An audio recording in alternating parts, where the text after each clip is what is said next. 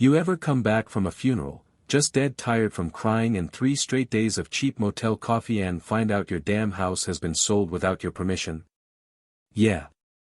I wish I was joking.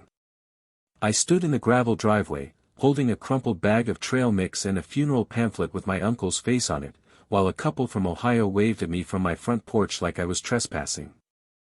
So let me back up a bit. Name's Ray.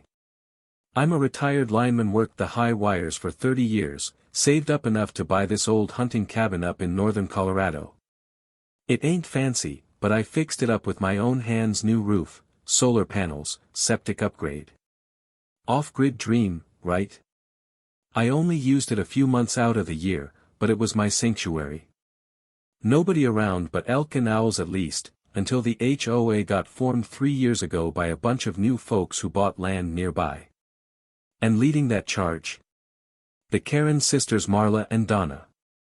2 oversized buzzards stuffed into rhinestone sweatsuits, always waddling around clutching clipboards like they were deputized by God. They hated that I didn't live there full time. Called me non-compliant. Said I violated aesthetic standards with my rain barrel and woodpile. I told them politely at first, "Oh, stuff it. That land's been in my family since '76. Ain't no HOA contract on it." But they kept pushing. Petitions, threats, even once tried to tow my truck for being abandoned. Jokes on them, it was parked perfectly on my land. Anyway, I left for Utah last month to bury my uncle. Was gone maybe 12 days. I came back, and boom, some stranger Subarus in my driveway. There's a "sold" sign still zip-tied to the gate, and the couple inside had paperwork signed, notarized, recorded with the county.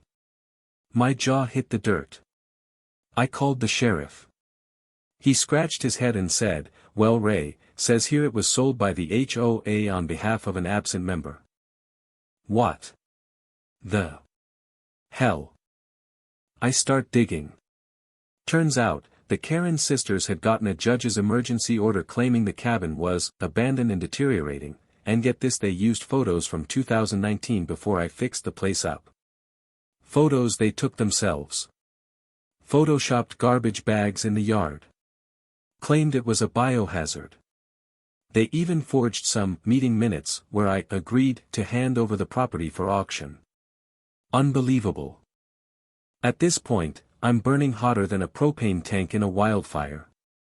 But I don't shout. Nah. I go quiet. Calculating.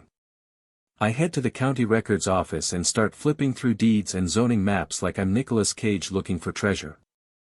That's when I spotted Karen's lot, right across the creek from mine. It's got a weird easement tied to a 1980s conservation trust, and more importantly, it's in her late husband's name.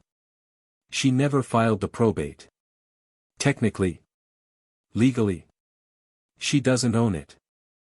So I make a call. To an old friend who works in land acquisitions for the forestry department. Told him I'd fund the buy myself, just help me get it fast-tracked. We put an offer down as a public trailhead site and bam, it closes in 5 days. Suddenly, I own the dirt under her double wide. And guess what? She's built a hot tub, a tool shed, and a damn satellite dish on it, violating the conservation easement. Big no-no. Still, I don't show my hand. I let them keep strutting around like they own the mountain. Until I mail them the notice. Trespassing and illegal structure violation on Lot 14A.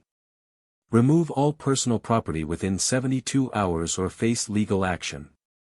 The scream Marla let out when she read it, I swear the birds fled 3 counties. But did they back down? Of course not. They escalated. Called an emergency HOA meeting, tried to expel me, called me a domestic terrorist in the newsletter. Then Donna shows up with bolt cutters and tries to reclaim the cabin where the new couple already moved out in terror. Idiots. What they didn't know is I'd wired up security cams all over, and I had a live stream going straight to the sheriff. So when Donna kicked in the storm door yelling, "This is HOA property," and started chucking my tools into the creek, bam, 3 squad cars roll in. She shrieked, stumbled in the mud, and tried to bite a deputy.